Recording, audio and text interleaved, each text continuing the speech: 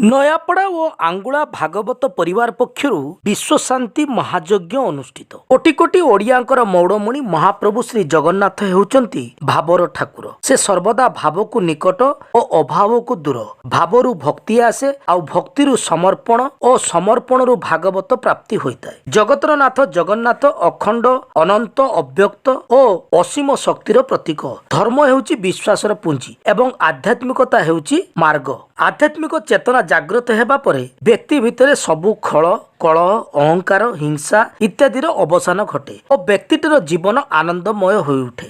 ସେହି ଆଧ୍ୟାତ୍ମିକ ଚିନ୍ତନ ଓ ଚେତନାର ପ୍ରତିଫଳ ସ୍ୱରୂପ ବାଲେଶ୍ୱର ସଦର ବ୍ଲକ ସିନ୍ଧିଆ ପଞ୍ଚାୟତ ସ୍ଥିତ ନୟାପଡ଼ା ଓ ଆଙ୍ଗୁଳା ଭାଗବତ ପରିବାର ପକ୍ଷରୁ ବିଶ୍ୱଶାନ୍ତି ମହାଯଜ୍ଞ ଓ ଅଲୌକିକ ମହାପ୍ରଭୁଙ୍କ ବିରାଜମାନ ପୂଜାର୍ଚ୍ଚନା ଓ ଦର୍ଶନ ଅନୁଷ୍ଠିତ ହୋଇଯାଇଛି। 3 ବର୍ଷରେ ପଦାର୍ପଣ କରିଥିବା ଏହି ଯଜ୍ଞ 8 ଦିନ ଧରି ଚାଲିବା ସହିତ ସମାପନ ହୋଇଯାଇଛି। ଏ ଅବସରରେ ସାଧୁ ସନ୍ଥ ମାନଙ୍କର ମିଳନ ଯଜ୍ଞ ଦ୍ୱାରା ଅଞ୍ଚଳରେ ଆଧ୍ୟାତ୍ମିକ ପରିବେଶ ସୃଷ୍ଟି ହୋଇଥିଲା। ଏଥିସହ ସହସ୍ରାଧିକ ଭକ୍ତ ଓ ଶ୍ରଦ୍ଧାଳୁଙ୍କ ପାଇଁ ପ୍ରସାଦ ସେବନର ବ୍ୟବସ୍ଥା କରାଯାଇଥିଲା। ଏହି ଅବସରରେ ସ୍ୱାମୀ ମୁକୁନ୍ଦ କୃଷ୍ଣ ମହାରାଜଙ୍କ ଦ୍ୱାରା ବିଲକ୍ଷଣ ପ୍ରବଚନ ପରିବେଶିତ ହୋଇଥିଲା। କାର୍ଯ୍ୟକ୍ରମରେ ଭାଗବତ ପରିବାରର ସମସ୍ତ ସଦସ୍ୟ, ସଦସ୍ୟାବୃନ୍ଦ, ଗୋ ସେବକ, ସ୍ୱେଚ୍ଛାସେବୀ ମାନେ ଯୋଗ ଦେଇ କାର୍ଯ୍ୟକ୍ରମରେ ସହଯୋଗ ପ୍ରଦାନ କରିଥିଲେ। ପୁରୀରେ ବିରାଜମାନ ମହାପ୍ରଭୁଙ୍କୁ ଆମେ ଜଗତର ନାଥ ଜଗନ୍ନାଥ ବୋଲି ଥାଉ। ତେଣୁ ଏଡ଼େ ସୌଭାଗ୍ୟ ଆମର ଓଡ଼ିଶାବାସୀ ମାନଙ୍କର ଯେ ମହାପ୍ରଭୁ ଜଗନ୍ନାଥଙ୍କୁ ଆମେ ପାଇଲୁ ନିଜ କ୍ଷେତ୍ରରେ।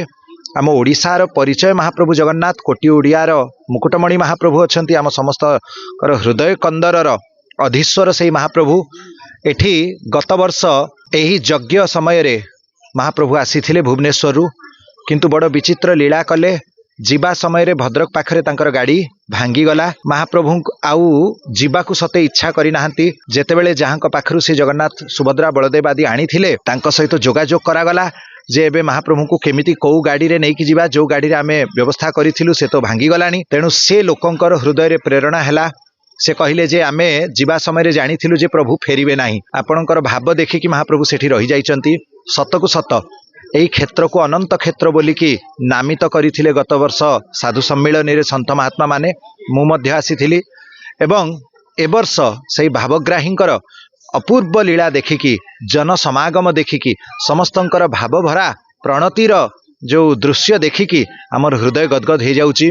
ବାଲେଶ୍ୱରର ଏହି ସିନ୍ଧିଆ ଗ୍ରାମରେ ମଧ୍ୟ ମହାପ୍ରଭୁ ଜଗନ୍ନାଥ ଗୋଟିଏ ବର୍ଷ ଧରି ଗୋଟିଏ ସୁନ୍ଦର ପରିବେଶ ସୃଷ୍ଟି କରିଛନ୍ତି ଏବଂ ଏହି ଯେଉଁ ଭାଗବତ ସପ୍ତାହ, ଆଜି ପୂର୍ଣ୍ଣାହୁତି ଦିବସ, ବିଶ୍ୱଶାନ୍ତି ମହାଯଜ୍ଞ ଆଜି ସକାଳ ପାଖରୁ ଚାଲିଥିଲା।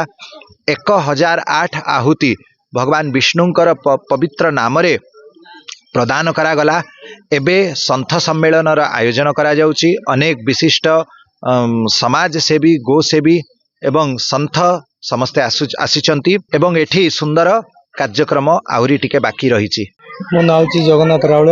ଆମ ଘର ହେଉଛି ନୟାପଡ଼ା, ବାଲେଶ୍ୱର ସିନ୍ଧିଆ ଆଙ୍ଗୁଳା ଛକ। କାର୍ଯ୍ୟକ୍ରମ ଚାଲିଥିଲା ଆମର ଭାଗବତ ସପ୍ତାହ 7 ଦିନ ଧରି ଚାଲିଥିଲା। ଆଜି ତାର ପୁଣ୍ୟ ଆହୁତି, ଆଉ ଆଜି ସନ୍ଧ୍ୟାରେ ଅଛି ସାଧୁ ସମ୍ମିଳନୀ। ସାଧୁମାନଙ୍କର ପାଦ ପଡ଼ି ସାରିଲାଣି, ଆଉ ଯଜ୍ଞ ବି ବିଷ୍ଣୁଙ୍କର ଯଜ୍ଞ ହେଉଥିଲା। ଏଇ ଜଗନ୍ନାଥଙ୍କ ଶରଣପନ୍ନ ହୁଅନ୍ତୁ, କାରଣ ଜଗତର ନାଥ କେବଳ ସତ୍ୟ ହିଁ ସେଇ ସତ୍ୟ। ଆଉ ଯେ ଦୁନିଆ ଦେଖୁଛନ୍ତି ସବୁ ମିଥ୍ୟା। ସେଇଥିପାଇଁ ଏ ଦୁନିଆକୁ ବାର୍ତ୍ତା ଦିଆଯିବ ଯେ ଆପଣମାନେ ସମସ୍ତେ ଘୁରି ଆସନ୍ତୁ ଏଇ ଜଗନ୍ନାଥଙ୍କ ପାଖକୁ। ନିଶ୍ଚିତ ହେବେ ଯଦି ପ୍ରତ୍ୟେକ ଗାଁରେ ଏମିତି ପ୍ରବଚନ ଏବଂ ସନ୍ଥମାନଙ୍କର ମୁଖରୁ ଦୀପଦ ଯେ ଶୁଣିବେ, ତାହେଲେ ପ୍ରତ୍ୟେକ ଗାଁ ଚେଞ୍ଜ ହେଇଯିବ। ଆଉ ପ୍ରତ୍ୟେକ ଗାଁରେ ବର୍ଷର 2 ଥର ଇଏ କାର୍ଯ୍ୟକ୍ରମ କରିବା ଦରକାର।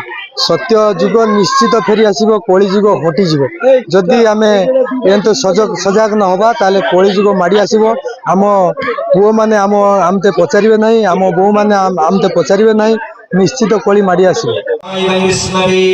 ओम भूर्भुवस्सविराय नमः स्वाहाय विष्णवे ओम भूर्भुवस्सशक्तिमतं श्रेष्ठाय स्वाहाय विष्णवे ओम भूर्भुवस्सधर्माय नमः स्वाहाय विष्णवे ओम भूर्भुवस्सधर्मविदुत्तमाय स्वाहाय विष्णवे ओम भूर्भुवस्सवैकुण्ठाय नमः स्वाहाय विष्णवे पुरुषाय स्वाहाय विष्णवे ओम भूर्भुवस्सव प्रणाय स्वाहाय विष्णवे ओम भूर्भुवस्सव प्रणदाय स्वाहाय विष्णवे ओम भूर्भुवस्सव प्रणवाय स्वाहाय विष्णवे सुतं मधुरं गीतं मधुरं पीतां मधुरं भूतां मधुरं सुतां मधुरं